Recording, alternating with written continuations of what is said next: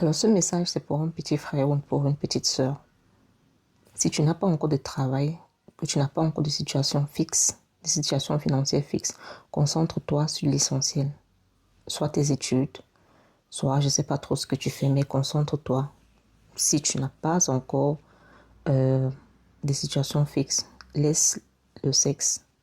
L'activité sexuelle, c'est pas pour toi. Ok? C'est pour des personnes responsables. Les gens qui sont appelés à avoir des rapports sexuels sont des personnes assez responsables. C'est pour les grandes personnes. C'est pourquoi on dit c'est pour les grandes personnes. Quand on dit ça, vous pensez que non, c'est exagéré. Parce que l'une des conséquences, lorsque tu es déjà sexuellement actif, c'est soit une maladie, soit tu chopes une maladie sexuellement transmissible. Une autre conséquence serait que voilà, tu éprouves du plaisir en ayant des rapports sexuels, ou encore, au meilleur des cas, ta copine chope une grossesse. C'est le meilleur des cas, mais aussi ça peut être mauvais pour toi si tu n'as pas encore des situations stables, si tu ne travailles pas. C'est très dangereux. Tu vas te faire souffrir et tu vas faire souffrir la mère de ton enfant. Tu vas aussi faire souffrir l'enfant qui va naître de cette relation. Tu n'as aucune idée de ce que ça fait lorsque ton enfant est à côté de toi et te dit papa j'ai faim et que tu n'as pas le moindre centime dans ta poche. Ou alors ta copine te dit voilà j'ai mal, je suis malade, je sais pas quelle maladie, j'ai mal au ventre et que tu es impuissant parce que tu n'as pas de sous dans ta poche.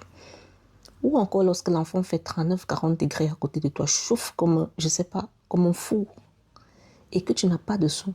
Je viens vous rappeler ici que d'abord, lorsqu'un enfant est malade, le fait de l'amener à l'hôpital, rien que la simple consultation et les examens et tout, dans des hôpitaux du quartier même, là, on ne va pas parler des hôpitaux normaux, tu es même déjà à 25 000 francs de dépenses.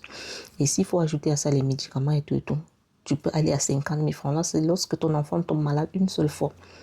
Je n'ai pas envie de vous expliquer ici à quelle fréquence est-ce que les enfants tombent malades.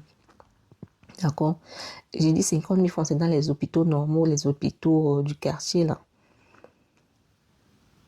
Nous sommes à 50 000 francs. Donc, quand tu es un enfant, il faut avoir au moins 100 000 francs